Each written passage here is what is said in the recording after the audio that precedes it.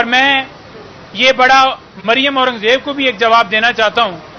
وہ کہہ رہی تھی کہ 21 انچ کی ٹی وی کے اوپر عمران خان جو ہے نواز شریف کو وزیر اعظم بنتا ہوا دیکھیں گے. تو انشاءاللہ آپ کو ایک بڑا پردہ جو ہے وہ لگوا کے دیا جائے گا جس کے اوپر آپ کو دکھایا جائے گا کہ عمران خان وزیر اعظم بن گئے. یہ جس طریقے سے عطا تارڑ کہتے ہیں کہ جی ہماری بات ہو گئی ہے، بھائی کس سے آپ کی بات ہو گئی ہے؟ رانا ثناءاللہ کہتا ہے جی ہم 125 سیٹیں لے رہے ہیں. کیسے آپ چھوٹی سے کہہ سکتے ہیں کہ ہم سیٹیں 125 لے رہے ہیں؟ آپ نے جیسے پہلے ڈیل کی آپ ڈیل کر کے وزیر اعظم بننا چاہتے ہیں. اس دفعہ ایسا نہیں ہوگا. عوام جان گئی ہے، عوام کو شعور عمران خان نے دیا ہے اور وہ اپنے ووٹ کا حق جو ہے استعمال کرے گی اور عوام کی طاقت سے جو منتخب ہوگا وہی نمائندہ وزیر اعظم بنے گا.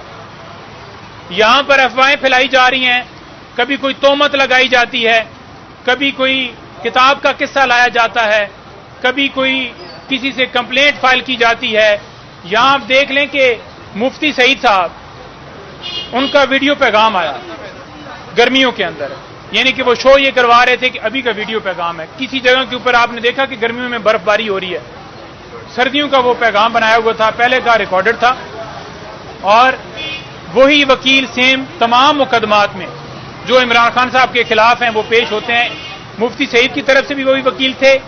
وہ کیس وڈرا کیا گیا اور عدالت نے 248 ضابطہ فوجداری کے تحت اس کیس سے عمران خان صاحب کو اور بیچارہ بی بی صاحبہ کو بری کر دیا.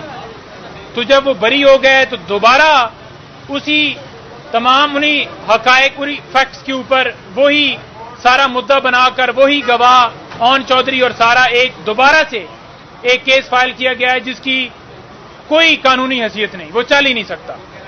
اور عمران خان صاحب عدالتوں میں معاملات پینڈنگ ہیں، قوم کی نظر میں وہ سرخرو ہو چکے ہیں اور پہلے دن سے سرخرو ہیں. پوری دنیا کو پتا ہے کہ کس طرح سے بوگس جھوٹے کیسز اور یہ جھوٹے الزامات آئے روز ان کے اوپر عائد کیے جاتے ہیں.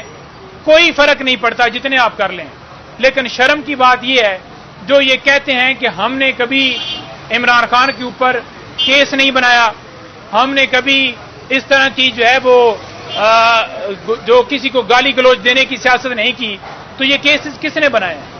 یہ جو آج اس کاور مانگا کو سامنے لایا گیا ہے اٹھا کر اور اس سے زبردستی پہلے بیان دلوایا گیا ہے، یہ کون کرا رہا ہے؟ کوئٹہ کے اندر قتل کا مقدمہ جو ہے وہ کس نے درج کیا؟ دفعہ 144 کے اوپر 100 سے زیادہ مقدمات درج کی، وہ کس نے کی؟ اس کے علاوہ توشہ خانہ کیس اس کے اندر آپ نے دیکھا کہ ہر ڈیٹ کے اوپر عطا تارڑ آئے، وہ کیوں آتے؟ تو یہ قوم کے سامنے جھوٹ بولتے ہیں. نواز شریف صاحب کہہ رہے ہیں جی کہ میں نے زندگی میں جھوٹ نہیں بولا. بھائی آپ یہ بتا دیں کہ سچ آپ نے کب بولا ہے؟ آپ نے 4 ہفتوں کا قوم سے دھوکہ کر کے کہ میں نے علاج کروانا ہے، آپ باہر گئے، آپ آئے نہیں. پہلے تو اس کا جواب دیں. اور جب آئے ہیں آپ نے دیکھا کہ آگے فیلڈ خالی ہے.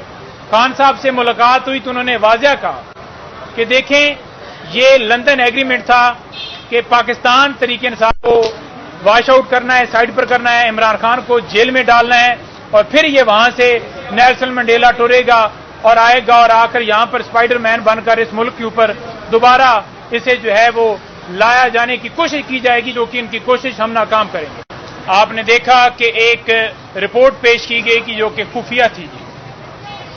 پہلے ہم نے دیکھا کہ اس مقدمے میں خفیہ گرفتاری ڈالی گئی، خفیہ ریمانڈ ہوا.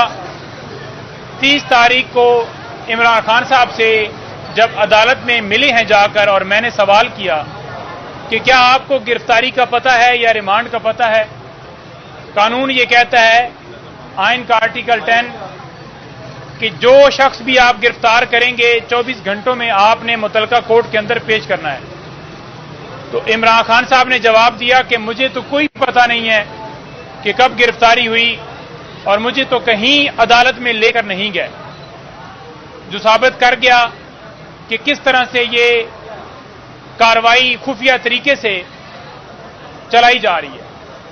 اس کے بعد جب ٹرائل شروع ہوتا ہے تو ٹرائل کے اندر بھی ہم نے یہ دیکھا کہ جب साइफर के हवाले से रूल्स मांगे जाते हैं तो आगे से कहा जाता है कि वो भी खुफिया हैं। आज जो रिपोर्ट पेश की गई वो भी खुफिया है। जब इमरान खान साहब इस्लामाबाद में मुख्तलिफ कोर्ट्स के अंदर पेश होते थे, उनके ऊपर वजीराबाद में हमला हुआ था, उस वक्त हम ये कह रहे थे कि सिक्योरिटी के खदशात तो हैं, साथ हम ये भी सदा कर रहे थे कि उनका ट्रैवल करना पॉसिबल नहीं है। वीडियो लिंक के जरिए तक उनकी हाजिरी नहीं लगाई गई और सिक्योरिटी भी नहीं दी गई। इस्लामाबाद हाई कोर्ट में हमारी पिटीशन जो है वो पेंडिंग्स रही सिक्योरिटी के हवाले से, लेकिन अभी तक उसके ऊपर फैसला नहीं हो सका। और आप देख लें कि उस वक्त जब हम कहते थे, जब हमला हुआ था और सिक्योरिटी नहीं दी गई, आज फिर यह कहा जाता है कि सिक्योरिटी खदशात की वजह से ही हम पेश नहीं करते। वहां पर सिक्योरिटी ना देना और आज ये बहाना बनाना कि उस वक्त इन्होंने कहा था तो लिहाजा सिक्योरिटी आज खदशात हैं, तो उस वक्त जब ने कहा था कि आपने सिक्योरिटी दे दी थी, नहीं दी थी। आज फिर यही बहाना बनाया गया। अभी इस्लामाबाद हाई कोर्ट ने शॉर्ट ऑर्डर किया है, तफसीली फैसला बाकी है। उससे पहले ही कह दिया गया है कि जेल के अंदर ट्रायल किया जाए, और पहले भी ये हुक्म दिया गया था कि ओपन ट्रायल है जी।